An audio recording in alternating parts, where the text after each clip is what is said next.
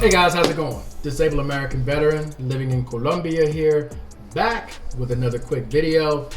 Today's video we're going to talk about TDIU, also known as IU.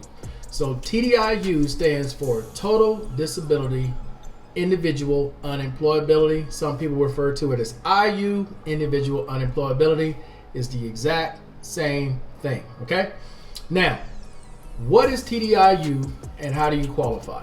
So TDIU is basically a benefit for American disabled veterans who have a disability that keeps them from obtaining a full-time job. Basically, gainful employment is another way, a technical way that it is put, okay? So how do you qualify for TDIU? Number one, you need to be service connected above anything else, okay? Even though you may be in the VA healthcare system and you don't need a disability rating to be in the VA healthcare system, for this particular benefit, you have to be service connected, okay? Now there's some basic qualifications and then there is one exception to the rule. So let's start with the basic ratings.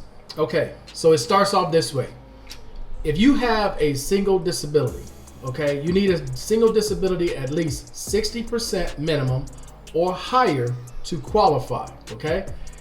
If you have multiple disabilities, all right, you need at least one disability at 40% or higher, and it needs to add up to at least a minimum of 70% under VA math. The key being VA math. Do not do regular math with your disability and say, oh, I'm 70% and you're technically 60% with multiples, okay? So understand VA math, and there's a video coming talking about VA math. Now, let's talk about one exception, but there are many, but I'm just going to talk about this one in particular because this one happens a lot.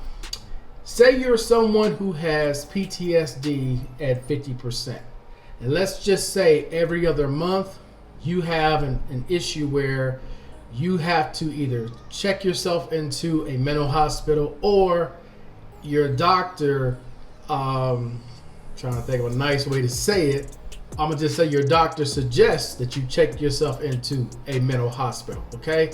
This is now causing you problems where now you're losing your job because every other month you have to check yourself into the hospital 7 days, 10 days, 15 days, whatever length of time it is, okay? That's a circumstance where they wouldn't qualify under the rating with normal circumstances. That's like an exception to the rule. Because this person has to go into the hospital every other month, okay? That causes a situation where they're losing their job. That's sort of an example of an exception to the rule. Now, what are the benefits of being on TDIU? The benefits would be healthcare, which you already have if you qualify at 60% and you're at 70% overall with multiples. And the other benefit would be pay. You would go from whatever pay you are, so say you're 60% and say you're getting $1,800 a month. I forgot what 60% pays, or 15 or 16 a month. What it would do from that point, it would take you from that 1,600 and pay you at the 100% rate, which would be $3,000. Now to answer a couple quick questions. Number one, can I get a raise while I'm on TDIU? The only time you're going to get an increase is with the cost of living increase, or you qualify for special monthly compensation. That's it. That is a fixed rate. It only changes with cost of living, or you qualify for another benefit that would increase your overall amount. All right. Can I still work a full-time job if I'm on TDIU? Absolutely not. Remember, you are going to the government, telling the government you cannot work because of your disability. Now, can you have some marginal employment? Yes.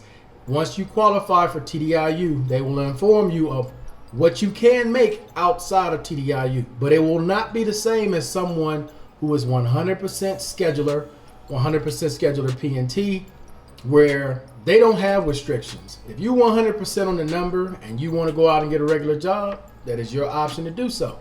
If you are 100% PNT, you want to go out and get a regular job, that is your option to do so.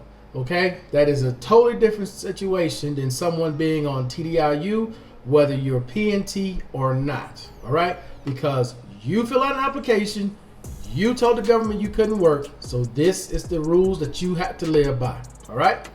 Now, other than that, guys, videos that are coming up will be a video on VA math, and I'm going to do a video talking specifically about P&T status and the difference between someone being P&T and not being P&T. All right, guys, so that's it for this video. Appreciate everybody watching as always. Until next time, guys.